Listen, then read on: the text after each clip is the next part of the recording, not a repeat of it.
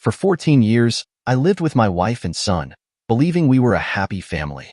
But everything changed when I discovered that Alex, the boy I've raised and loved as my own, isn't actually my biological son. Linda, my wife, left me, taking Alex with her, because his biological father, now wealthy, entered the picture. Suddenly, they've decided they can be a happy family, and I've been painted as a bad father to justify their actions. But then something unexpected happened. Alex said something in court that revealed a shocking truth, one I never saw coming. I never thought I'd be in a situation like this. My life has been turned completely upside down, and I'm struggling to make sense of it all. Let me start at the beginning. I'm Mike, 35-year-old man, and until yesterday, I believed I had a good life.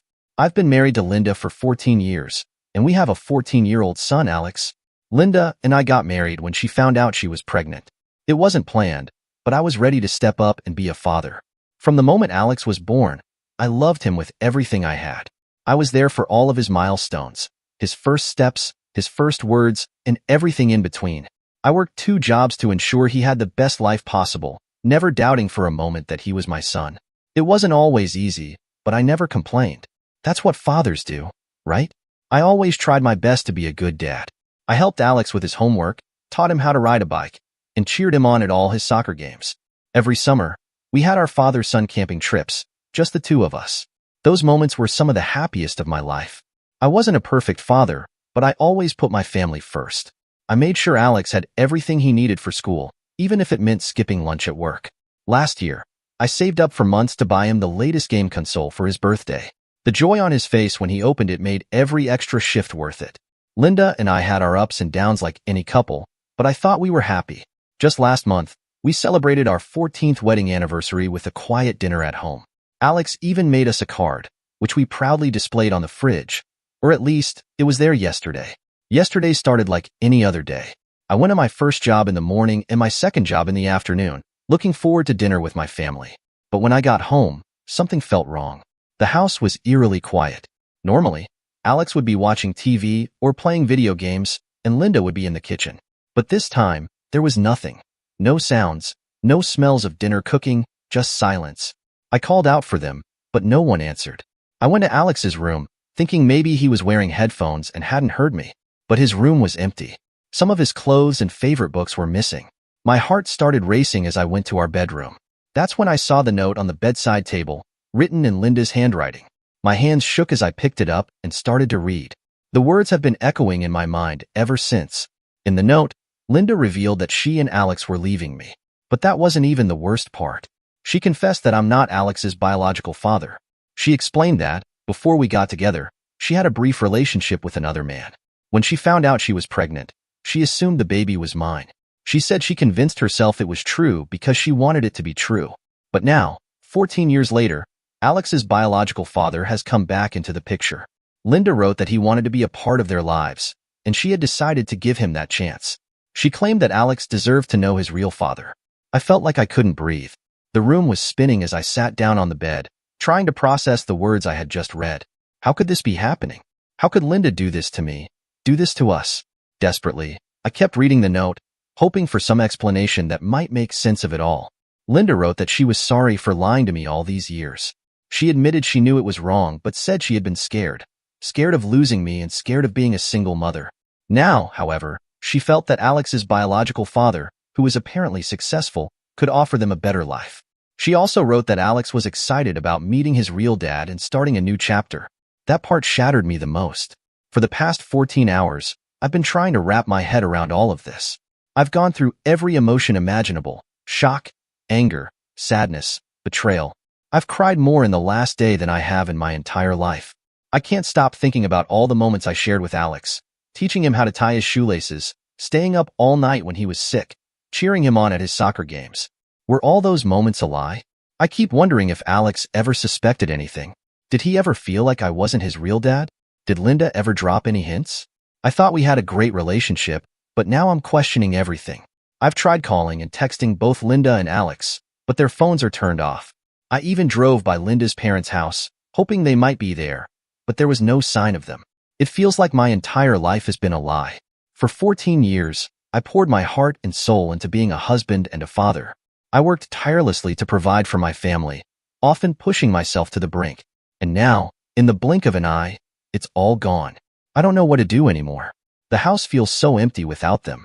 I've taken a few days off work because I just can't focus on anything. I keep wishing this was all some horrible nightmare and that I'll wake up to find them here with me. Part of me wants to fight for my family. Alex may not be my biological son, but I've raised him for 14 years. Doesn't that mean something? But then I think about Linda's betrayal, and I'm not sure if I could ever trust her again. I've thought about hiring a lawyer, but I have no idea where to even begin. Do I have any legal rights as Alex's non-biological father? Can Linda just take him away like this without any consideration for me? I feel lost, overwhelmed, and unsure of what steps to take. I've also considered trying to find them, but I'm torn. If Alex truly wants to be with his biological father, do I have the right to interfere? The thought of never seeing him again is breaking me, but I also want what's best for him. I'm furious at Linda for lying to me all these years. I'm devastated that she could just leave without giving me a chance to talk or work through this. But most of all, my heart aches for Alex. He's my son. Biology doesn't change that. I've loved him and raised him for 14 years. How can that bond just be erased? I've thought about reaching out to Linda's family or some of our mutual friends, but I feel so embarrassed and ashamed. I don't even know how to begin explaining what has happened. I feel like such a fool for not realizing the truth all these years. And now, a terrible thought haunts me. What if everyone else knew? What if Linda's family or our friends were aware and kept it from me? I don't think I could handle that level of betrayal on top of everything else. There's also a part of me that's angry at Alex's biological father. Where has he been for the past 14 years? Why is he deciding to come back into the picture now? Did he know about Alex all along and just chose to stay away? I have so many questions, but no way to get any answers. I'm scared for Alex, too. He's leaving behind everything he's ever known. His school, his friends, his home. Is this really the best thing for him? And what about his biological father? What kind of person is he? Will he love and care for Alex the way I have all these years? The house feels so unbearably empty without them. I haven't even been able to step into Alex's room. His soccer trophies are still on the shelf, and his dirty laundry is still in the hamper. It's like they left in a hurry, leaving pieces of their lives, and mine, behind. A few weeks later, I received divorce papers from Linda. Even though I had expected it, seeing it all laid out in black and white was devastating. It made everything feel so final, so painfully real. Once the initial shock wore off, I knew I couldn't just sit back and let them take Alex away from me without a fight. I had been his father for 14 years, and I wasn't about to give up that role without doing everything I could. I decided to hire a lawyer, even though it was a huge financial strain, especially with Linda and Alex gone. I managed to find an attorney who was willing to work with me on a payment plan. He was honest from the beginning, warning me that the road ahead would be an uphill battle because I wasn't Alex's biological father. Still, I was determined to try. The courtroom was heavy with tension as the proceedings continued, and the words spoken felt like daggers aimed at my heart. Linda's attorney had already painted a picture of me as a father who was neglectful and absent, and now it was Logan's turn to add fuel to the fire. Logan's attorney, a sharply dressed woman with a commanding presence, stood up and addressed the judge. "Your Honor," she began, "we have presented overwhelming evidence that Mr. Thompson's work schedule is a major factor in his inability to provide the emotional support and care that Alex needs. Working 2 jobs may demonstrate financial responsibility, but it also speaks volumes about Mr. Thompson's absence in his child's life." She turned to the judge with a slight, knowing smile, as if she had just delivered the final blow. "It is clear that Mr. Thompson prioritizes his own work over the well-being of his son. In contrast, my client, Mr. Logan, has the means to give Alex the life he deserves.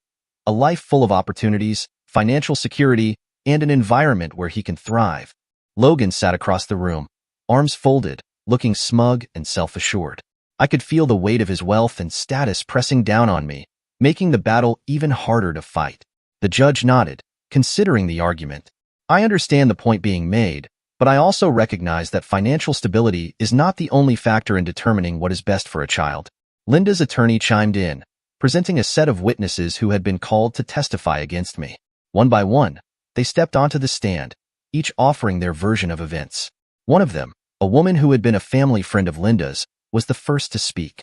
"I've seen Mr. Thompson with Alex on several occasions," she said, her voice firm but accusatory. "There were times when he would ignore Alex completely. I remember one afternoon at a family gathering when Alex was trying to talk to him, but Mr. Thompson just walked away. It was clear to me that he wasn't interested in his son's life. My heart sank as I listened to the testimony. I remembered that afternoon. I had been exhausted after working back-to-back shifts, and all I had wanted was a few minutes of peace. But to hear it twisted into an accusation that I didn't care about Alex, it was crushing. Another witness took the stand, a man who claimed to be a close friend of Logan's. His testimony was more direct. Alex deserves better than what Mr. Thompson can provide, he said bluntly. Logan has the financial means to give Alex a comfortable, privileged life. I've seen Alex with Logan, and he's treated like royalty. It's clear to me that Alex would be better off with Logan. I felt my stomach churn with anger. It wasn't just about money. It was about love, devotion, and the everyday sacrifices I made for Alex. I couldn't let these people rewrite our history, and I couldn't let their version of events determine the outcome of this case. When it was my turn to speak, I stood up, my voice steady but filled with emotion. Your Honor, I've spent my entire life making sure Alex had everything he needed. Yes, I work 2 jobs, but that's because I want to provide for him. I don't want him to go without. I've never, not once, turned my back on him. I've been there for every school event, every birthday, every important moment in his life. And I will continue to be there, no matter what. I looked at Alex, sitting quietly beside me, his eyes wide with a mix of confusion and sadness. My heart ached for him. He didn't deserve to be caught in the middle of this. I've made mistakes, but I'm his father, I said, my voice breaking. I've loved him every day since the moment he was born, and I will never stop fighting for him. Money isn't what makes a parent. Love and commitment are. The judge nodded thoughtfully, and for the first time, I felt like I had been heard. The next few moments were a blur, but I knew one thing for sure. I couldn't give up. Alex needed me, and I was going to keep fighting for him, no matter how hard it got. As the trial wore on, I couldn't shake the feeling that I was losing control of everything I had worked so hard to build. Every word, every accusation, felt like another weight added to my shoulders. I tried to stay calm, but deep down, it felt like the walls were closing in on me. Logan's attorney was relentless. Each time I spoke up in my defense, she countered with some new angle designed to make me look incapable. She tried to portray every aspect of my life as a failure, spinning my efforts into weaknesses. Working long hours to provide for my family was no longer an act of dedication. It was evidence of my absence. My sacrifices, my commitment to being the best father I could be, seemed irrelevant in their eyes. I had always thought that providing for my son, creating memories with him, was what mattered most. But in that courtroom, it felt like everything I had ever believed in was being turned against me. The camping trips I'd taken Alex on, our annual tradition, were suddenly trivialized, dismissed as cheap vacations meant to cover up the fact that I couldn't give him the material comforts that Logan could. It was like none of it mattered. At one point, the attorney presented a statement from a neighbor, someone I barely knew, who claimed that she had once seen me in a heated argument with Alex. The woman exaggerated the situation, making it sound like I had been neglecting Alex emotionally, when the truth was far more mundane. We had argued over something minor, as any father and son might, but now it was being used against me. Every piece of evidence they presented seemed to strip me of my dignity. It was as if everything I had done for my son, all the little things that made me a father, were being erased and replaced with a false narrative. The overwhelming weight of it all threatened to break me. I glanced over at Alex, sitting quietly beside me, his face pale and full of confusion. I could tell he was processing everything, trying to understand why these people he knew and trusted, were saying these things about me. I wanted to reach out, to reassure him that none of this was true, but I didn't want to add to the burden he was already carrying. Your Honor, I said, my voice shaking but determined, everything I've done, every decision I've made, has been for Alex. I may not be perfect, but I love him. I've never stopped fighting for him. The trips, the time we've spent together, those moments meant everything to us. I may not have the wealth that Logan has, but I have something far more valuable, a bond with my son that no amount of money can buy. There was a long silence in the courtroom. The judge seemed to consider my words carefully.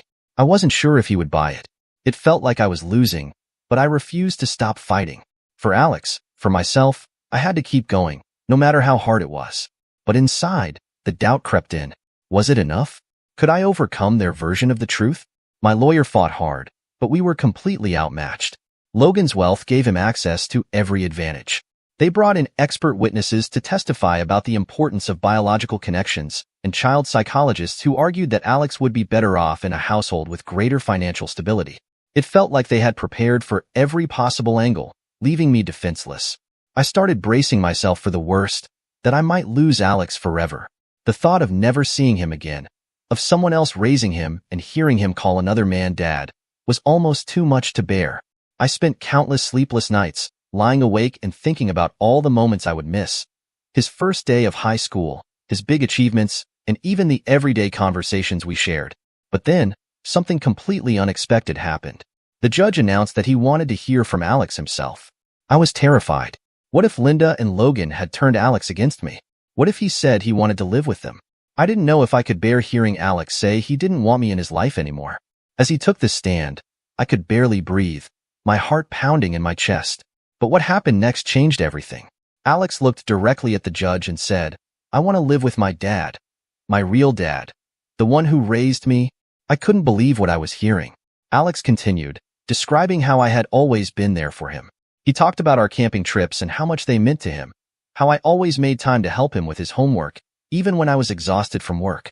He shared memories of me cheering him on at every soccer game, teaching him how to ride a bike, and making him feel loved and supported in every way. Then, Alex dropped a bombshell that stunned the entire courtroom. He revealed that his mom and Logan had been trying to coach him on what to say in court. He said he overheard them late at night, planning how to make me look bad.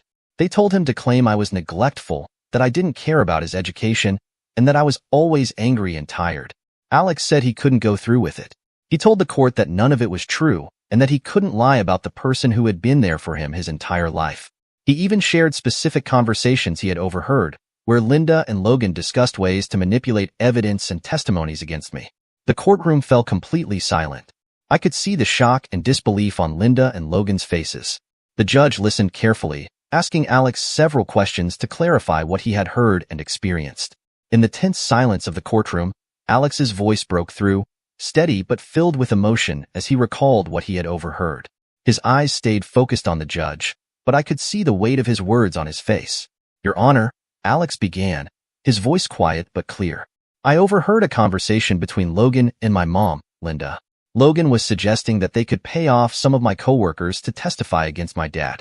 He said they could claim that my dad complained about me all the time, that he wasn't interested in my life, and that he didn't care about me.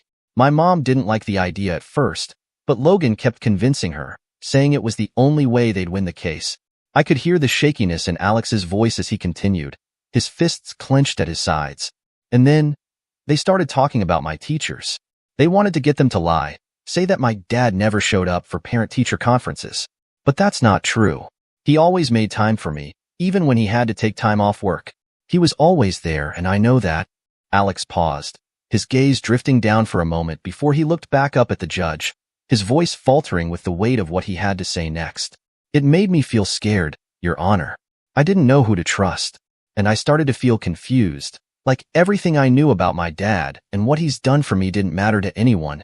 I could feel the tightness in my chest as Alex spoke. His words hit harder than I ever expected. I could see the judge's eyes soften, his expression grave, as he absorbed what Alex was revealing. Alex took a deep breath before continuing, his words heavy with sincerity. "But I missed my dad. I missed the way things used to be. I missed him being there for me. And I just couldn't pretend that any of what Logan and my mom were saying was true. It wasn't right." The courtroom was still, every eye on Alex, as he spoke his truth. The judge's expression turned serious, his gaze never leaving Alex. After a long pause, the judge finally spoke, his voice calm but firm. "Thank you, Alex. Your testimony is important." I could see Linda and Logan's lawyer shift uncomfortably in their seats. Linda and Logan whispered urgently to each other, their faces filled with panic. They clearly hadn't expected Alex's testimony to shift the case so dramatically. The judge's decision was swift. He ordered an investigation into Linda and Logan's attempts to manipulate a minor's testimony, their unethical tactics now laid bare. The courtroom, once tense with uncertainty, now hummed with the realization that the truth had a way of emerging, no matter how hard others tried to bury it. The judge said he would take a few days to review all the evidence and Alex's testimony before making a decision. Those were some of the longest and most agonizing days of my life. I felt a glimmer of hope after hearing Alex speak, but I was terrified to let myself believe that things might actually work out in my favor. Finally, the day of the judge's decision arrived. As we all gathered in the courtroom, I was a bundle of nerves. The judge began by stating that he had carefully reviewed all the evidence presented and had taken Alex's heartfelt testimony into account. The judge sat at the bench, his voice steady but filled with gravity as he addressed the courtroom. "Ladies and gentlemen," he began, his eyes scanning the room. "While financial stability is certainly a factor in determining what is best for a child, it is not the sole determinant. In this case, it is clear that the most important factor is the well-being of the child involved." The judge looked at me, his gaze direct.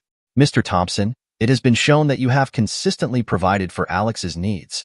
Even when that meant working 2 jobs, you did so without hesitation. You made sacrifices, but never at the expense of your child's care and well-being. Your commitment to Alex's education, his extracurricular activities, and ensuring that you made time for him are all qualities that demonstrate your dedication as a father."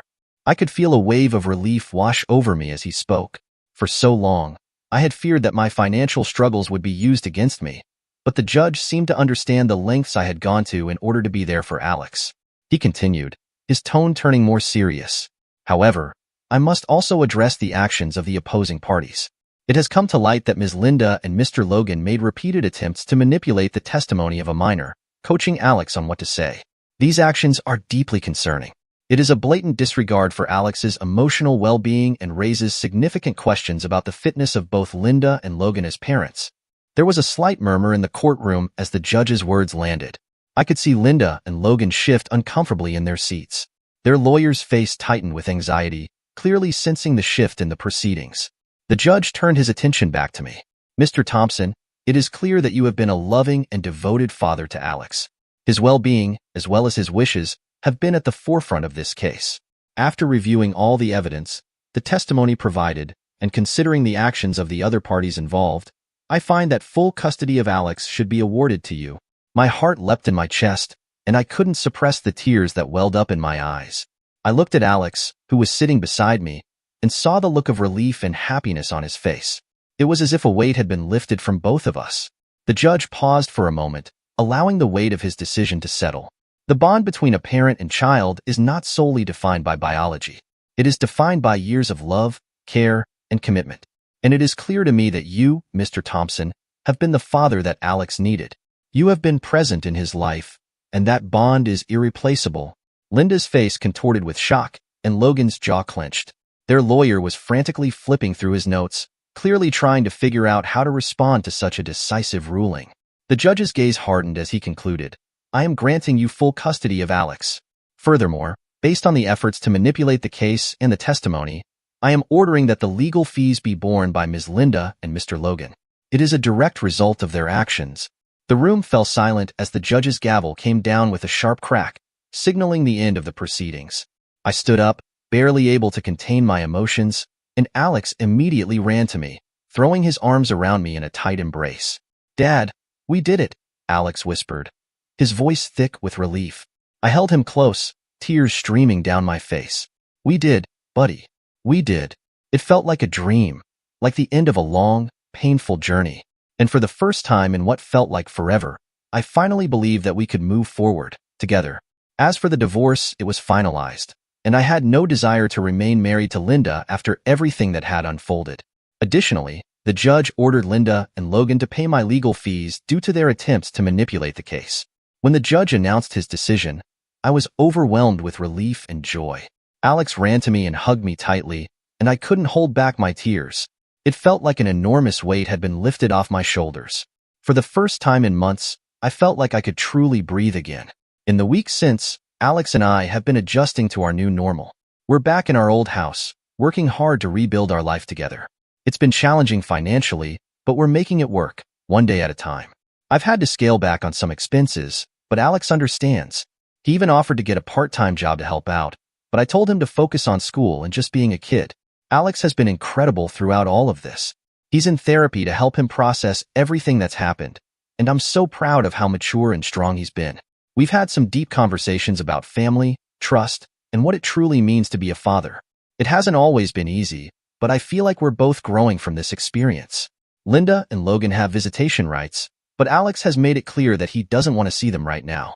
I'm letting him take the lead on that. I don't want to push him into any situation he's not comfortable with. The therapist suggested we take it slow and perhaps start with supervised visits when Alex feels ready. As for me, I'm also in therapy, working through the betrayal and stress of the past few months. It's not easy, but I'm taking it one day at a time. I'm learning to trust again and to believe that good things can still happen, even when it feels like everything is falling apart. I've made some adjustments at work too. I explained the situation to my bosses, and they've been understanding. I've cut back on some hours so I can be home more for Alex. It means tighter finances, but being there for him is worth it. Slowly, we're finding our new rhythm. Alex and I now cook dinner together most nights. We're both pretty bad at it, but we're learning and laughing a lot along the way. We've also started having a weekly movie night, working our way through all the classic films I loved as a kid.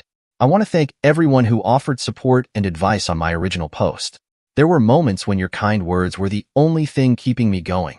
To anyone else going through something similar, don't give up. The truth has a way of coming out. Alex and I are looking forward to the future. We're planning a camping trip for this summer, just the two of us, like old times. We're both excited about it. It'll be a chance to reconnect and create new memories. I know there will still be challenges ahead, tough days when the hurt and anger resurface, but I also know that Alex and I can face anything together. No matter what happens, we'll always have each other. A few months after everything settled down, I started feeling like I was ready to open myself up to the idea of love again. It wasn't easy. For a long time, I couldn't imagine trusting someone the way I had trusted Linda. But as time passed and I focused on rebuilding my life with Alex, I realized that I didn't want to spend the rest of my life alone. I wanted someone to share it with, someone who could be a part of our new family. It wasn't until I met Julia that I felt something spark inside me again. She was kind, patient, and understood what I had been through. We met through a mutual friend, and at first, I didn't expect much. But as we spent more time together, I began to see her for who she truly was, strong, compassionate, and real. She didn't try to fix me or make me forget the past.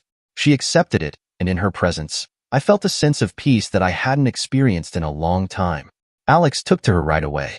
She was warm and gentle with him, never pushing him to do anything he wasn't ready for. At first, they kept their distance, but over time, Julia earned Alex's trust. She made an effort to get to know him, and it didn't take long before they were laughing together, sharing stories, and even starting to enjoy their own little routines. When I proposed to Julia, it felt different from the first time around. It wasn't about filling a void or trying to make up for the past. It was about building something new, something solid, with someone who truly understood me. She said yes, and we began planning a quiet wedding, just the three of us, surrounded by the people who cared for us. The day we got married, Alex stood beside me as my best man. He was so happy for us, so proud to see his father starting a new chapter with someone who would love both of us. Julia and Alex had become a team, and I could see the way they supported each other, just like I always dreamed a family should. The transition wasn't without its challenges, of course. Alex had moments when he missed the way things used to be, but Julia was patient, always giving him the space he needed while showing him that he didn't have to choose between his past and his future. Over time, it became clear that Alex was thriving in this new family dynamic. He had a new mother who loved him as her own, and I had a partner who made me feel complete. As we grew together, I saw Alex blossom in ways I hadn't expected. His confidence grew, and he began to embrace the love and support Julia gave him.